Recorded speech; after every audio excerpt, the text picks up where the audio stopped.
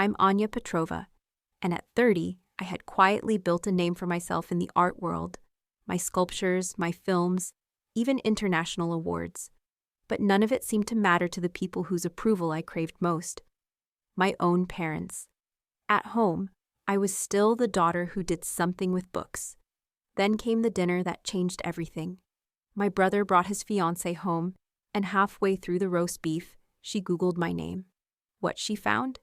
It shattered the illusion my family had clung to for years, and exposed the truth I had buried deep. That I wasn't invisible. They just never bothered to look. Before I share what happened next, tell me where you're watching from, and hit like and subscribe if you've ever felt unseen in your own family.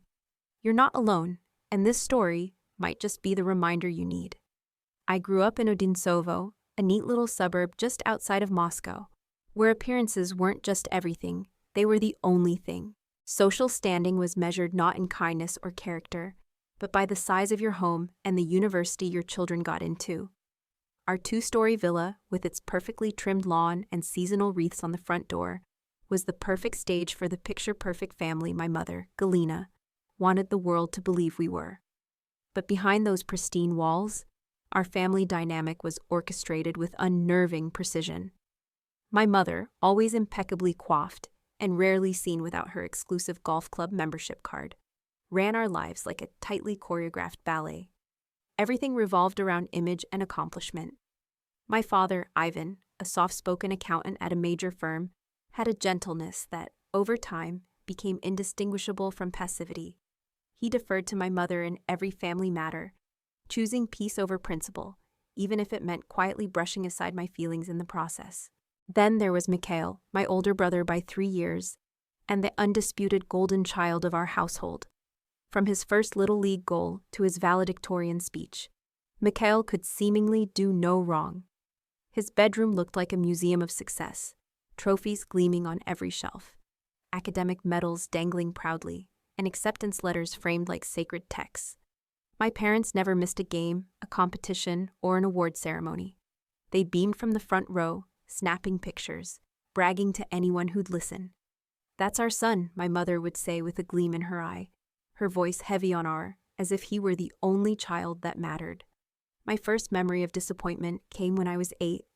I had drawn a picture of a fantastical world, filled with vibrant colors and whimsical creatures. My third-grade art teacher gave me an A+ and wrote, "Exceptional imagination" across the top. Bursting with pride, I raced home, holding the picture high like a trophy. "Mom, Dad, look what I made," I shouted, waving it in the air. My mother glanced at it briefly. "Very nice, Anya, but we're getting ready for Mikhail's science fair. Just leave it on the table. We'll look at it later." Later never came. Days passed. When I finally found my drawing again, it was stained with coffee, tossed aside and forgotten. Not a single glance, not a word. I remember the chill that ran through me as I touched that stain.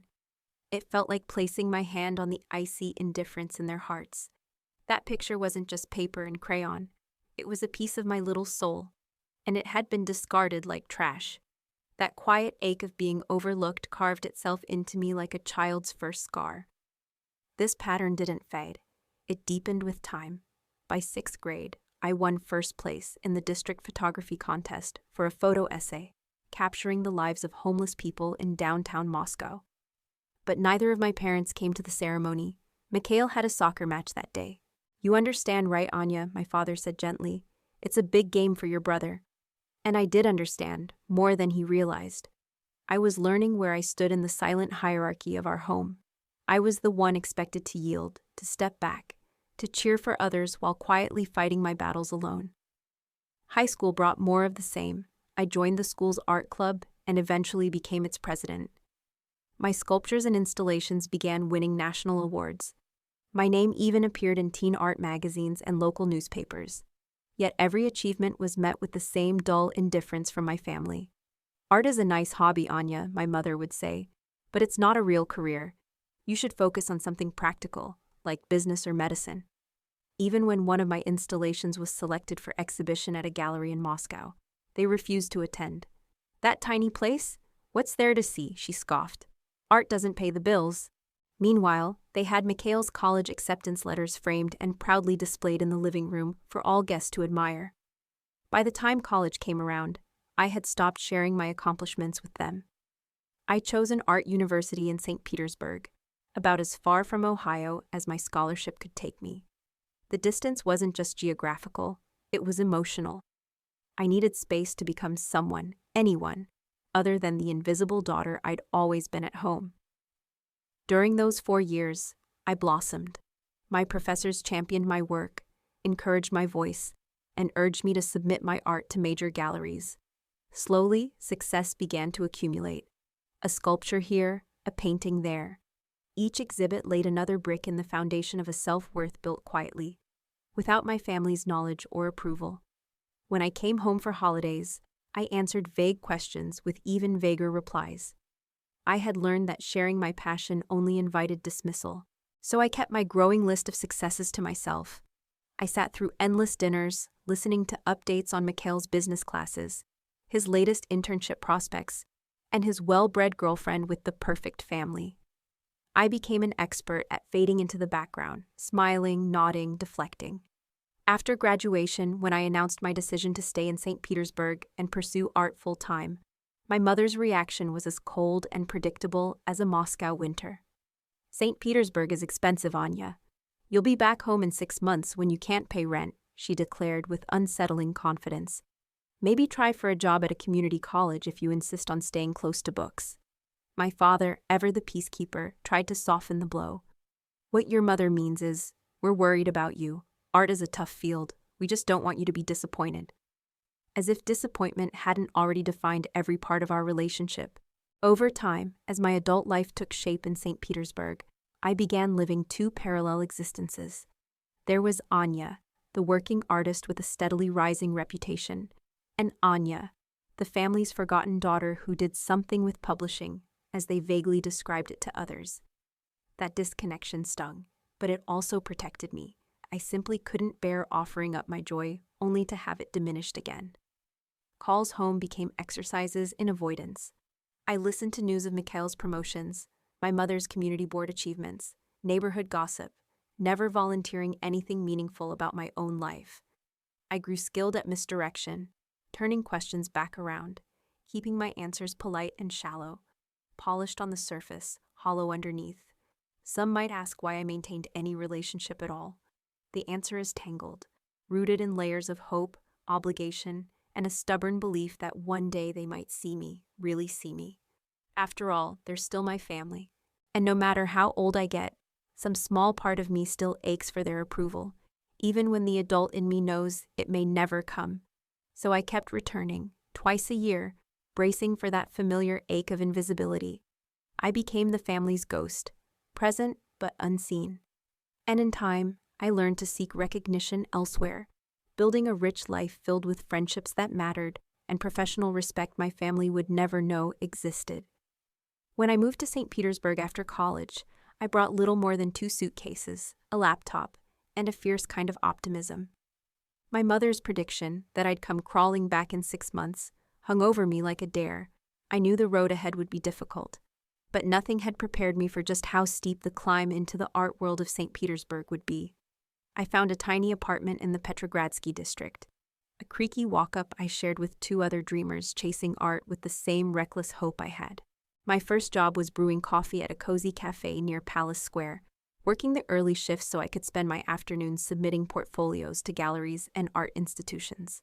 At night, I sketched and painted at a wobbly desk, wedged in the corner of my bedroom, often staying up until 2 or 3 in the morning.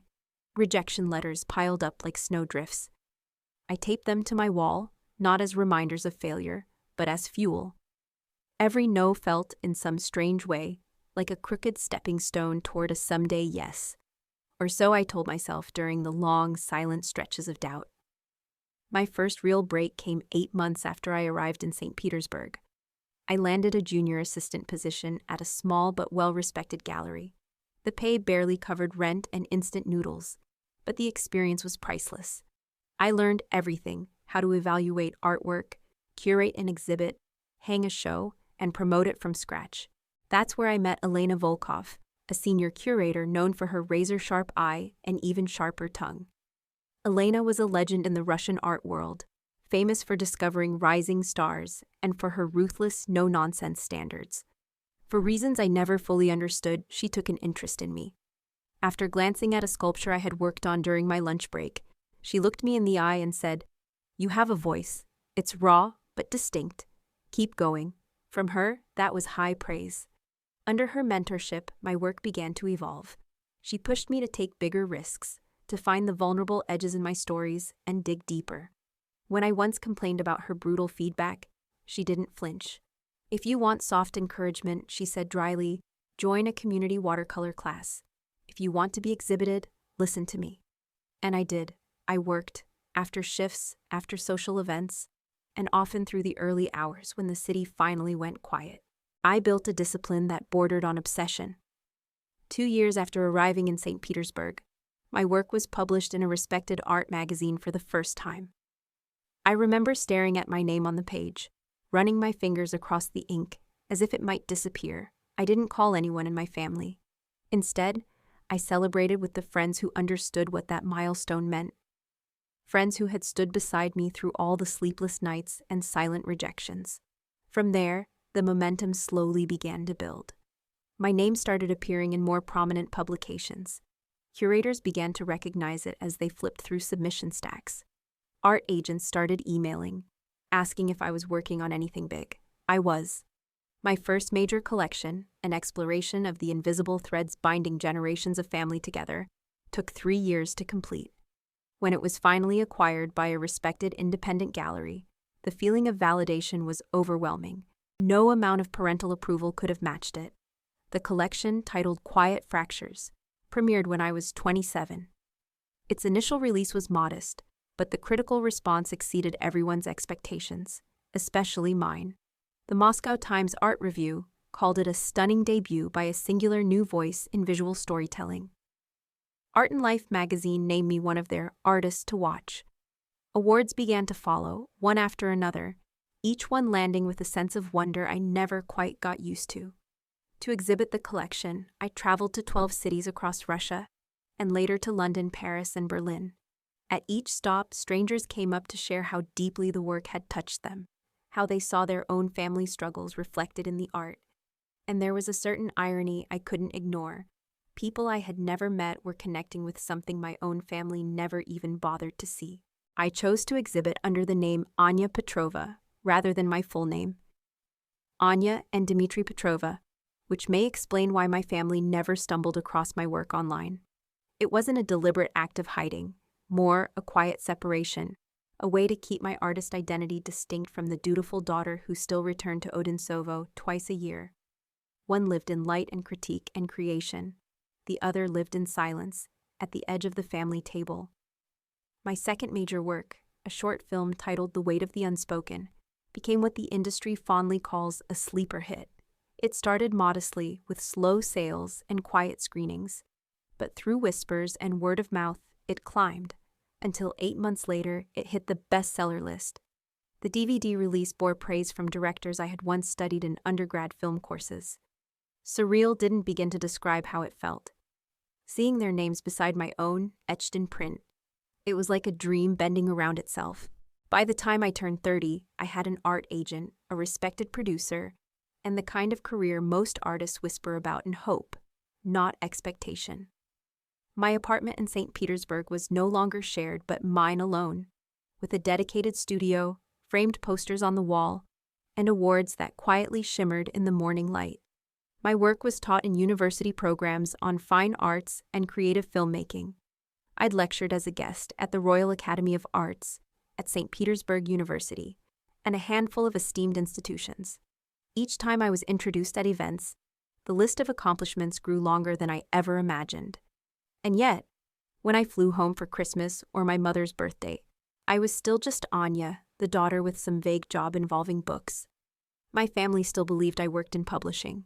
The disconnect between who I had become and who they saw was sometimes dizzying. "Are you still at that gallery?" my mother would ask at Christmas dinner, her tone light, disinterested. "I'm working on a few new projects," I'd reply, truthful but not transparent. "Did you hear? Mikhail got another promotion, she'd add, seamlessly pivoting the conversation away from me. Again. The most recent turning point in my career came just 3 months before that fateful family dinner. My second short film had been optioned for a full-length adaptation by an Oscar-winning producer. They flew me to Los Angeles, put me up in a hotel that sparkled with marble, and treated every word I said like it carried weight. The contrast between that professional respect and my near invisibility at home had never felt so sharp. It stung in a new way. Sometimes I wonder why I keep my life so compartmentalized, why I don't just stand up at a family dinner and say, "Look at what I've done." But the answer is layered, simple yet tangled. I'm protecting myself. After years of dismissed passions and minimized milestones, I couldn't bear to lay my heart on the table only to watch it be waved away. The idea of my mother saying, "That's nice, dear," about my film contract makes my stomach twist in knots. So I preserve the separation, even though it leaves a hollow space inside me. In the professional world, I am confident, eloquent, seen. At home, I revert to the quiet daughter, carefully concealing the life I've built from the people who raised me. "Why do you still go home at all?" my friend Svetlana once asked me after a particularly bruising Thanksgiving visit. I didn't have a simple answer. There's a complicated love I still hold for my family, despite everything. A flickering hope that maybe one day something might change. And maybe, too, a stubborn belief that walking away completely would mean they'd won. That they'd succeeded in making me believe I never really existed in the first place. So I keep visiting, and I keep succeeding. And with each passing year, the gap between my two lives stretches wider and wider, until the night everything unraveled, when my brother brought home his new fiancée to meet the family. And everything I'd built, everything I had hidden, collided in a single Google search. My parents still lived in the same house I grew up in, a fact that made each return feel like stepping backward in time.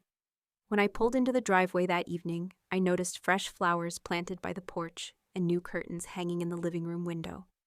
My mother always spruced things up when Mikhail came to visit, a subtle, stinging reminder of the family hierarchy. I parked behind a sleek BMW I assumed belonged to Lena, his fiancée. This would be our first meeting, and I was curious about the woman who had captured my brother's heart. He had dated plenty over the years, but none had ever reached the meet the parents stage. The front door opened before I could even knock. My father stood there, his silver hair neatly combed, wearing the sweater I recognized as his nice one.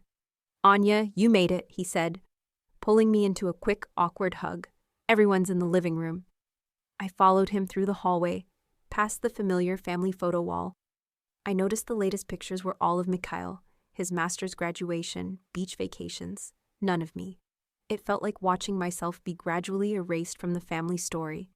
In the living room, my mother was laughing at something, her social laugh, the polished one she used like perfume in public settings.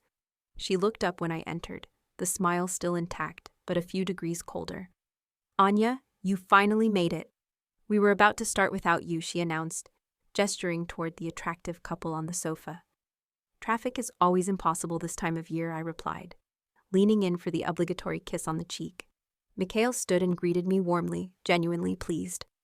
"Anya, come meet Lena." I turned my attention to the woman gracefully rising from the couch. Lena was tall and slender, with intelligent eyes and a warm, easy smile. She wore understated but clearly expensive clothes, stylish in that effortless way that spoke more of self-assurance than show. "I've heard so much about you," she said, offering her hand. "Mikhail told me you live in St. Petersburg. I love visiting that city."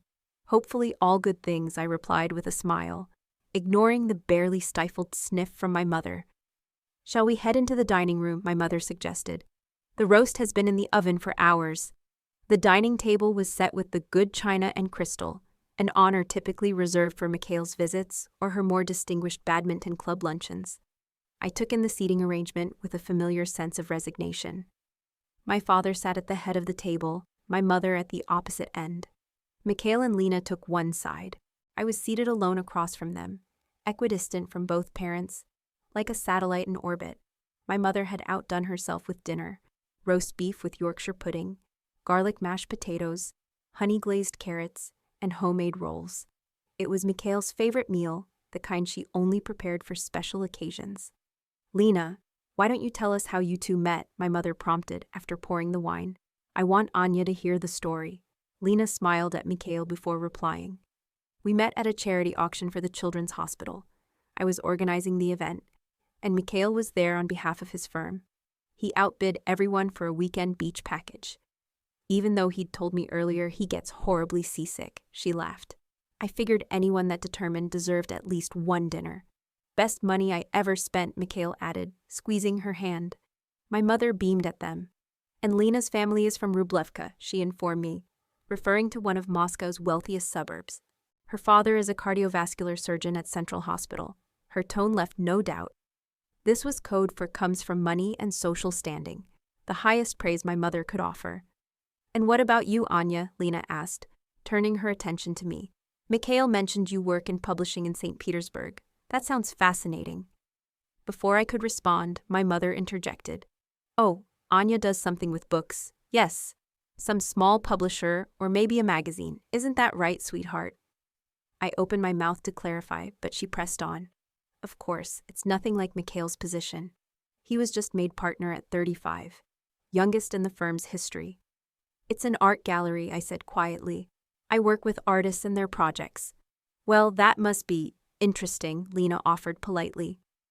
What kind of work do you do exactly, Anya? My mother cut in again. She's always been such a bookworm, she told Lena with a laugh. I remember one summer we had to drag her outside to get any sun at all. Always had her nose buried in a book. The conversation shifted smoothly, too smoothly, toward wedding plans. Lena and Mikhail were considering a June ceremony, possibly at her parents' country club. My mother was elated, already deep in discussions about floral arrangements and menu options. I ate quietly, nodding occasionally, or offering a short comment when directly addressed. This was familiar territory, being present but not included, a background figure in the grand production of Mikhail's life. Lena, to her credit, made a sincere effort to draw me into the conversation. We're still looking for people to be in the bridal party, she said, her gaze warm and steady. But I'd really love for you to be one of my bridesmaids, Anya.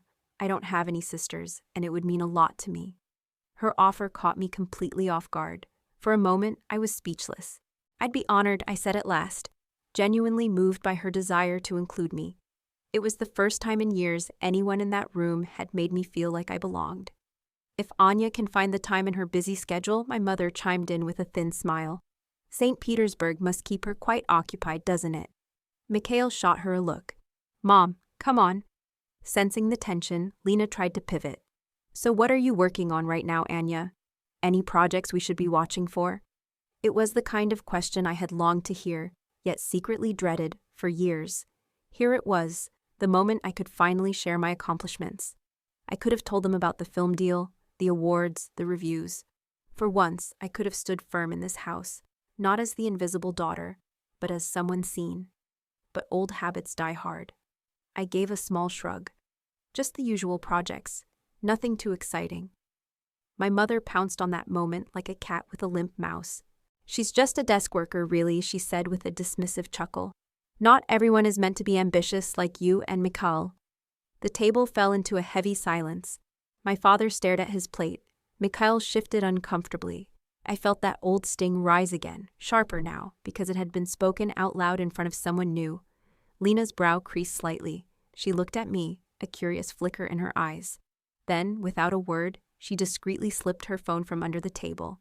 The wedding venue has a 6-month wait list, my mother continued, oblivious to the emotional fallout she had just caused. But Lena's mother knows the events coordinator, so it shouldn't be an issue. As she spoke, I noticed Lena glancing at her phone, her expression shifting, curiosity giving way to surprise, and then to something that looked very much like shock.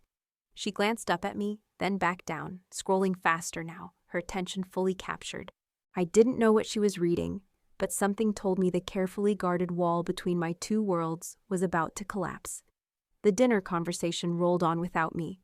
My mother dominated the topic of wedding details, my father nodding along dutifully, and Mikhail chiming in with plans for their honeymoon in Italy. I responded when prompted, but my focus stayed on Lena. Her eyes widened every so often, and she scrolled with increasing intensity. We're thinking of a 4 or 5 tier cake, my mother was saying. Elegant but not flashy, something fitting for Mikhail's status at the firm. Suddenly, Lena looked up from her phone. Her gaze locked onto mine with such intensity that I shifted in my chair. "I'm sorry," she interrupted, cutting through my mother's musings about fondant flavors. "I really hope this isn't rude, but I have to ask." She turned to me, phone still in hand. "Anya, are you Anya Petrova? The artist?" The question hung in the air like a dropped glass. 4 pairs of eyes turned to me at once. The silence was deafening. "What are you talking about?" my mother asked, clearly confused. Lena held up her phone, showing the screen, my artist profile on the Tretyakov Gallery's website. "Anya Petrova, creator of Quiet Fractures and director of The Weight of the Unspoken," she read aloud. "Recipient of the National Art Prize and the Penn Misner Award for Independent Film." She looked back at me, her eyes wide with excitement. "That's you, isn't it? The photo even matches." My heart pounded. This was the moment I had feared and secretly yearned for, and I was utterly unprepared. "Let me see," Mikhail said, leaning over to look at Lena's screen. His eyes widened as he scrolled. "Oh my God," he murmured. "Anya, is this really you?" My father had gone completely still, his fork frozen halfway to his mouth. My mother reached across the table and nearly snatched the phone out of Lena's hand. "This must be some kind of mistake," she said, her voice shaky and unconvincing as her eyes scanned the screen. "There must be another Anya Petrova." "No mistake," Lena said firmly, retrieving her phone and continuing. "It says here your work has been compared to Frida Kahlo and Marina Abramovich. Your debut sculpture collection was described by the Moscow Times as breathtakingly compelling, and your short film spent 18 weeks on the bestseller list." She looked at me with sincere admiration. "I can't believe this. I actually watched your film last year in my film club. It was stunning." My mother's face had lost all its color. My father leaned in toward Lena, straining to see more of the screen. "And there's more," Lena added, still unaware of the emotional minefield she had just stepped into. "It says your film was optioned by Paramount Pictures, with production planned for next year." She scrolled further. "And you were just featured in the New Yorker's 40 Under 40 list for influential artists." Mikhail looked at me like he was seeing me for the first time. "Why didn't you tell us any of this?" he asked, his voice a mix of confusion and something close to hurt. I took a deep breath and looked straight at myself, at who I had become. This was it. The moment when the 2 lives I had kept so carefully apart finally collapsed into one. "I tried," I said softly. "So many times." My mother shook her head, incredulous. "Nonsense. You never once mentioned being some famous artist. We would have remembered something like that." "Actually, I did," I replied, my voice growing steadier. "When my first piece was exhibited at the Tretyakov Gallery, I called to tell you. You said, 'That's nice, dear,' and then immediately changed the subject to Mikhail's new car." My father furrowed his brow, as if rifling through a dusty attic of forgotten memories. My mother pressed her lips together into a tight, familiar line. "And when my short film was released," I continued, "I sent both of you signed DVDs, with a note saying how much it would mean to have your support at the premiere in St. Petersburg. You never replied. I checked flight prices, hoping maybe you'd surprise me, but you never even acknowledged receiving the film." "We were probably busy," my mother offered, defensive now. "You can't expect us to drop everything every time you get a little recognition." "For what, Mom?" I snapped, my voice cracking open with the weight of years. "For the biggest accomplishments of your daughter's life? Because that's exactly what you did for Mikhail. You never missed a single game, a single ceremony, a single milestone. Not once." Mikhail shifted awkwardly in his seat. Lena gently rested a hand on his arm, her expression sympathetic. "When I won my first major award," I said, "I called from the hotel, still in my gown, still glowing from the stage. Dad answered and told me Mom was asleep and he was watching a match. He said to call back tomorrow. When I did, neither of you picked up." My father flushed, a slow blooming red of something like shame. "I didn't realize.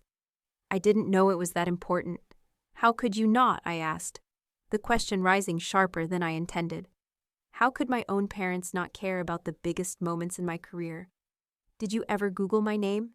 Did you ever stop and wonder what I was actually doing all these years in St. Petersburg? My mother's lips thinned again.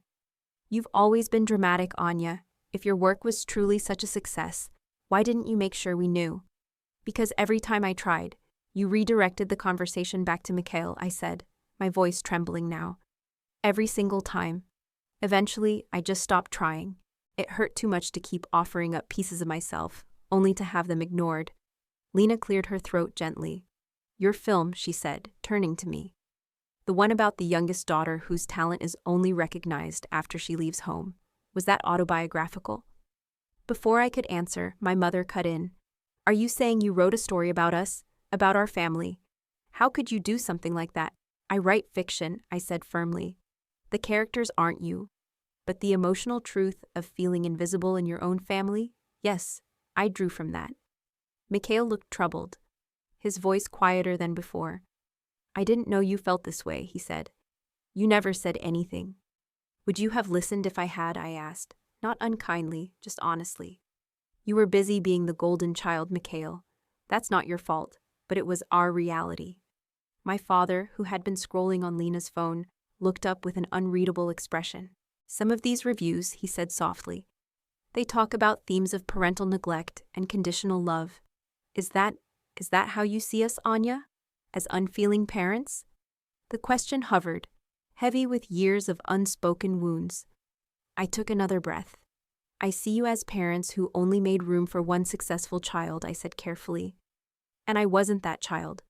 So I built a life and a career that didn't depend on your approval or even your awareness. And now, here we are. My mother abruptly rose, her chair scraping harshly against the hardwood. I need to get dessert, she muttered. Though no one had finished their meal, she began clearing plates with trembling hands. Galina, sit down, my father said, more firmly than I'd heard in years. This matters. What matters, my mother replied tightly, is that Anya's clearly been harboring all this resentment for years, writing books about how terrible we are as parents. Mom, that's not what she said, Mikhail cut in. And you called her a nobody less than an hour ago. My mother froze, plate in hand, as if surprised by her own words.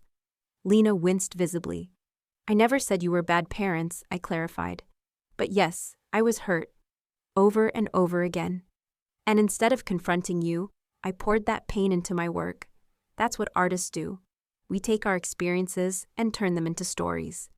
Stories that make you famous while making us look awful, my mother said bitterly.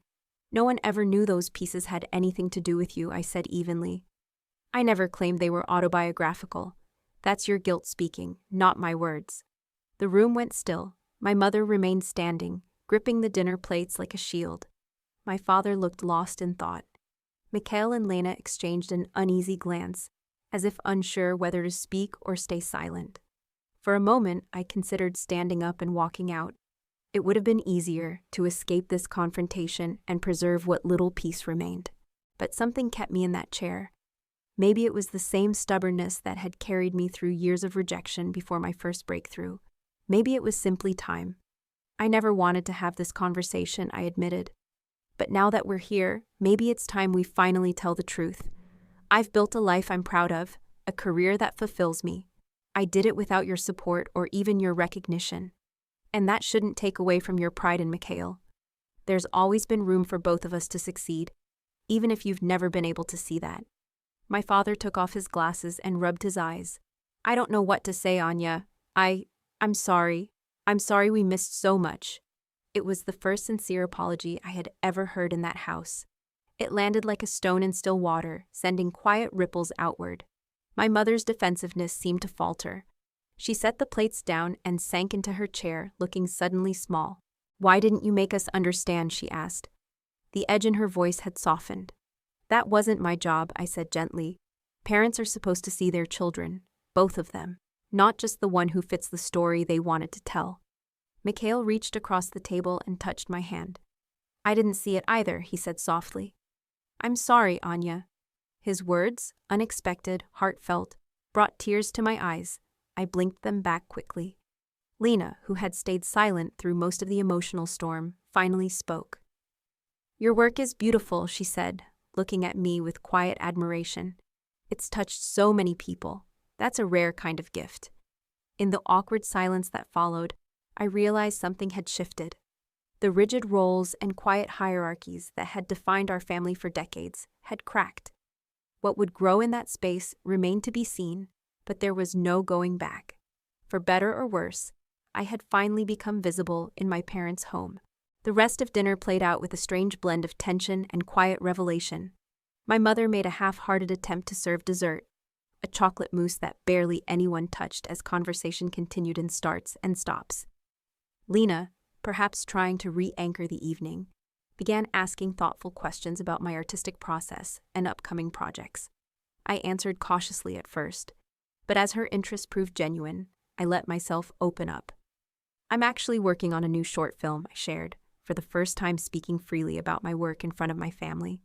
It's about two sisters who are separated in childhood and reunite as adults, only to realize they've lived parallel lives all along. That sounds incredible, Lena said. Will it be released next year? If I finish it on time, yes. My producer is hoping for a spring premiere. My mother pushed her dessert around on her plate. I suppose we'll have to wait for the movie version then, she said, in what might have been an attempt at humor, though it landed flat. Actually, I replied, if you'd like to see it sooner, I can send you a rough cut when it's ready. The offer hung in the air, an experimental olive branch. My father cleared his throat.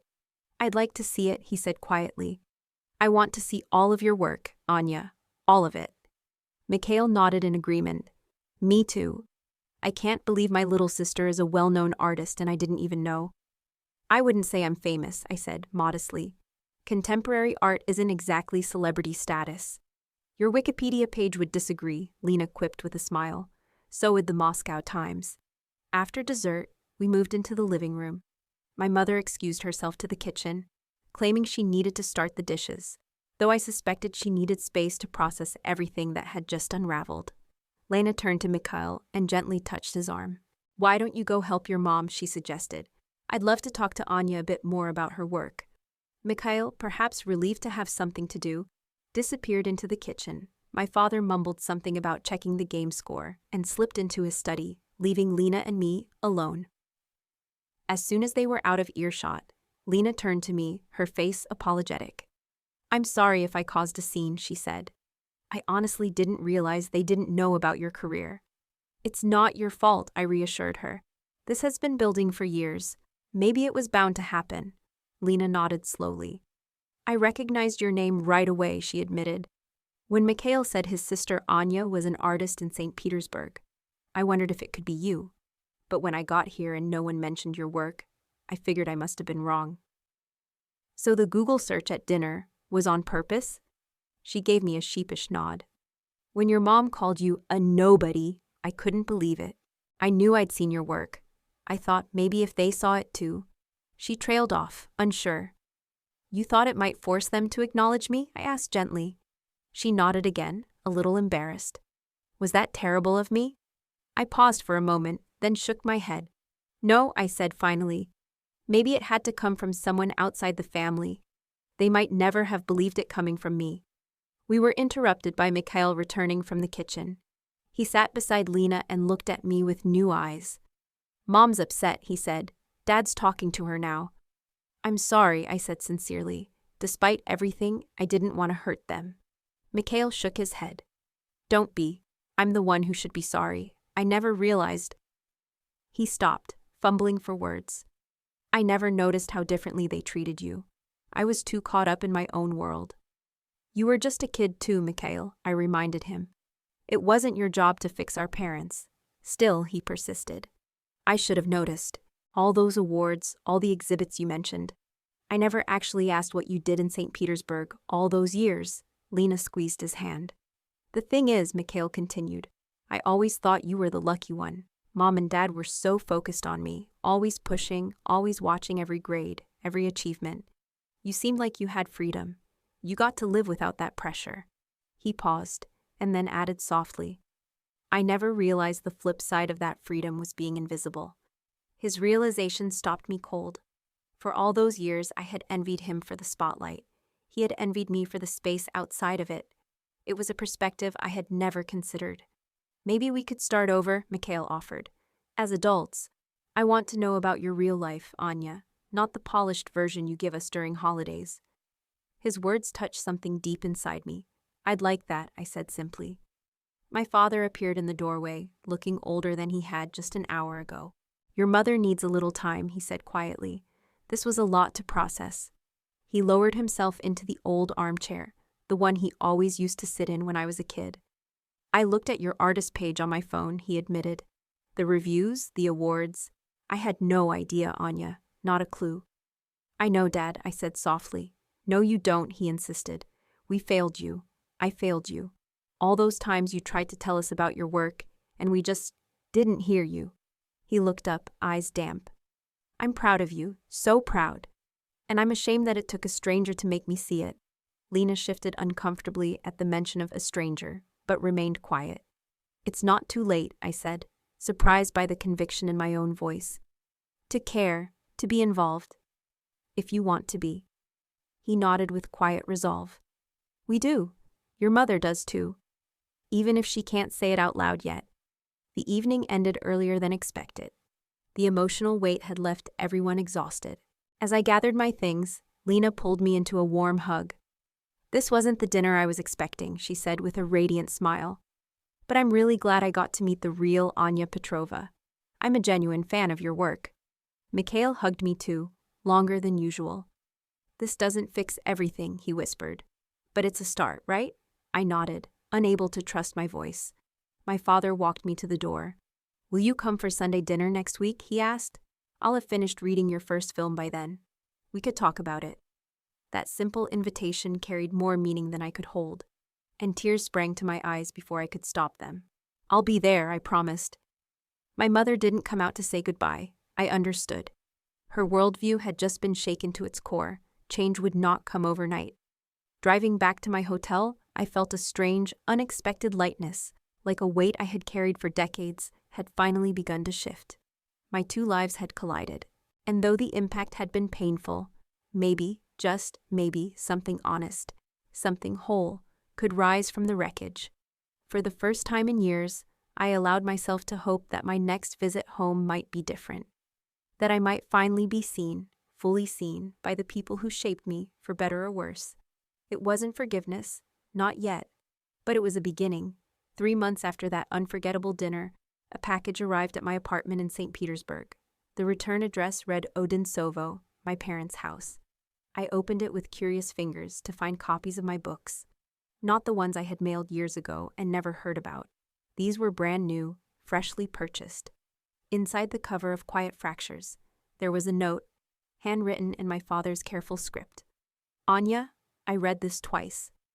Once to know the story, the second time to hear your voice in it. I'm sorry it took me so long to listen. Your words are beautiful. They matter. You matter. Love, Dad. I ran my fingers along the grooves of his handwriting, feeling the pressure of the pen as though it had etched into my skin. In the 3 months since Lena had Googled my name at the dinner table, small changes had begun to fall like snowflakes, subtle at first, but slowly reshaping the landscape of my family. My phone buzzed. Mikhail's name lit up on the screen. Hey, he said as I answered. Did Dad's package arrive? Just opened it, I said. It was a surprise. He ordered everything right after that night, Mikhail told me. He's been reading through your work again and again. So has Mom, though she doesn't talk about it much. Our conversations had shifted since that night. We now talked weekly, longer, deeper conversations that had grown beyond polite catch-ups. Mikhail had taken a real interest in my work, asking thoughtful questions about my process and upcoming projects. How's the new film going? He asked. Just finished the second draft, I said. My producer thinks it might be my strongest yet. That's amazing, Anya. Really amazing. He paused, then added, Actually, that's part of why I'm calling. Lena and I were wondering, would you consider screening a short piece or sharing something at our engagement party next month? Something meaningful to you, from your work. The invitation took my breath away. Are you sure? I don't want to take the focus off the two of you. Mikhail laughed. Anya, my sister is a celebrated artist. I'm proud of that. I want our friends and family to know who you really are, not the version we've pretended you were for years. His words hit me straight in the heart. Then yes, I said quietly. I'd be honored. Great. One more thing. Mom's redoing the seating chart for the dinner. She wants you at the head table, with us and Lena's parents. The meaning of that wasn't lost on me. In our family, seating had always been symbolic, reserved for those deemed important, respected. I had always been at the margins, This shift, though seemingly small, signaled something much bigger. Is Mom really okay with that? I asked cautiously. Mikhail sighed. She's trying, Anya.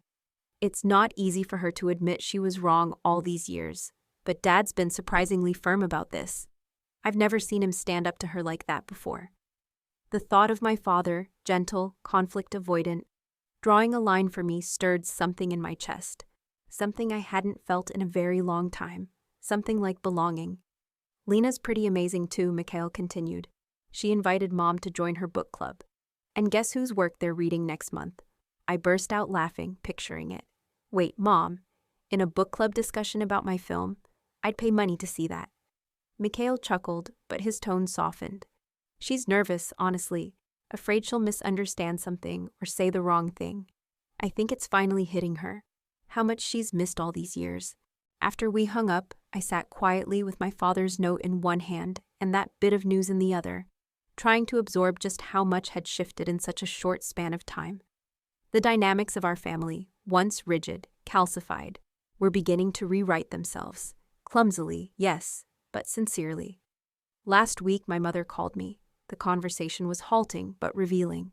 She casually mentioned that she had told her bridge club about my work. Marilyn Ivanov's daughter teaches Russian literature at Moscow State, she said. Apparently, she's using your film in her contemporary studies course. Marilyn was quite impressed when I told her Anya was my daughter. The quiet pride in her voice, reluctant but real, was new. Maybe for the first time, she was realizing that my achievements could reflect well on her too, just like Mikhail's always had. It wasn't unconditional recognition, the kind I once longed for, but it was movement, and movement, however small, meant hope. The engagement party came faster than expected. I arrived at my parents' house with a strange mixture of anticipation and unease. Somehow the house looked different, not in a physical sense, but in how I saw it, less like a place of judgment, more like a place trying to make room. Lena greeted me with a warm hug. I'm so glad you came early. Come see the backyard setup. The garden had been transformed. String lights danced above fresh flower arrangements, and a small platform stood near the patio with a microphone. That's for your screening, Lena explained. I hope that's okay. Some of my relatives are huge fans of your work. My cousin Abigail teaches art, and she uses your pieces in her classroom.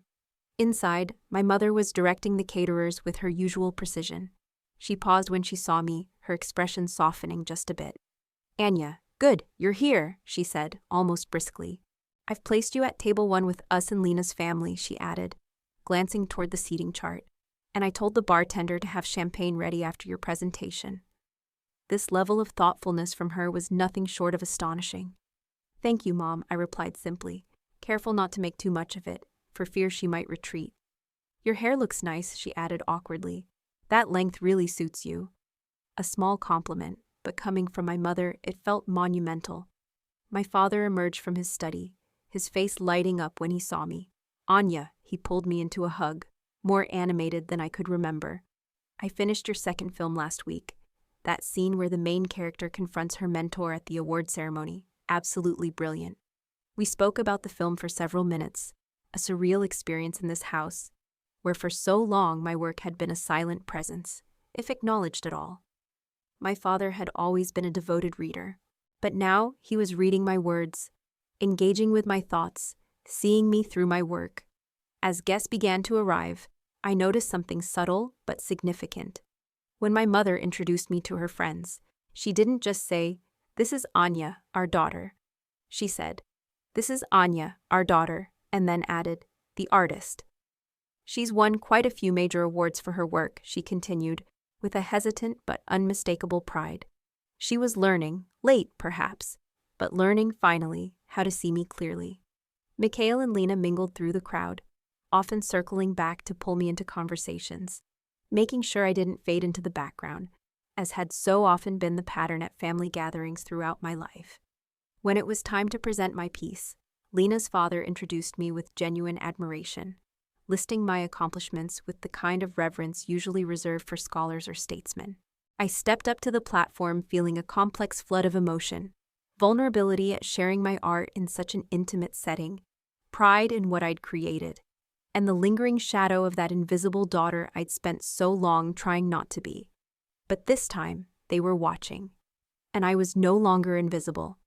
I chose a scene from my second film, a moment where a character finally finds her voice after years of silence. As I began the screening, I was keenly aware of my parents sitting nearby, listening intently. Perhaps, in that fictional story, they heard echoes of our own tangled history. When the lights came back on, the applause was warm and genuine. To my surprise, my mother wiped a tear from her cheek. Later, as the party began to wind down, she approached me while I was chatting with Lena's mother. "That was beautiful," she said softly, her voice gentler than I ever remembered. "I had no idea you could create something like that." "You never asked," I replied, not in bitterness, but with simple honesty. She nodded, a flicker of humility in her eyes. "Well, I'm asking now." It wasn't a statement, but a quiet request, uncertain, tentative. The woman who had once seemed so sure of herself, so unwavering in her judgments, was asking for a second chance. "Better late than never," I said, and I meant it. Our relationship would never be perfect. Too much had passed between us, too many missed years, too many things left unsaid. But something had shifted.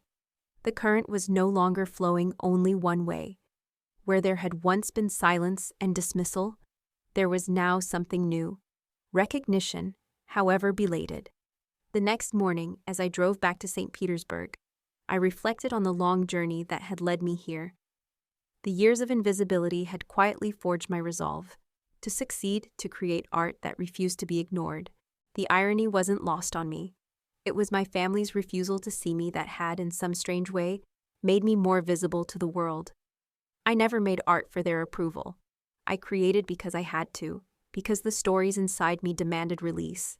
Still, there was something deeply satisfying about finally being seen by the very people who had once looked past me. People who had shaped me, for better or worse. My phone buzzed with a message from Mikhail. "Dad just ordered a full set of your work for his golf club. Mom's panicking over what kind of language they'll be exposed to." I laughed out loud in the quiet of my car. "Progress shows up in the strangest ways," I said to no one. And it was. It truly was. The invisible daughter had at last been seen. The nobody had become someone, not because of a Google search or a sudden shift in reputation, but because I never stopped believing that my voice mattered, even when the ones who should have heard it first never seemed to listen. That belief, more than any award or review, was the truest measure of my success. And now I ask you, have you ever felt overlooked by family or friends? How did it feel when they finally recognized what you've accomplished? I'd love to hear your stories in the comments below. And if this story resonated with you, please don't forget to like and subscribe for more real-life reflections. Share this video with someone who might need a reminder. Being overlooked does not define your worth. Thank you so much for listening. And remember, sometimes the ones who see you most clearly are the ones you never expected. Your voice matters, always.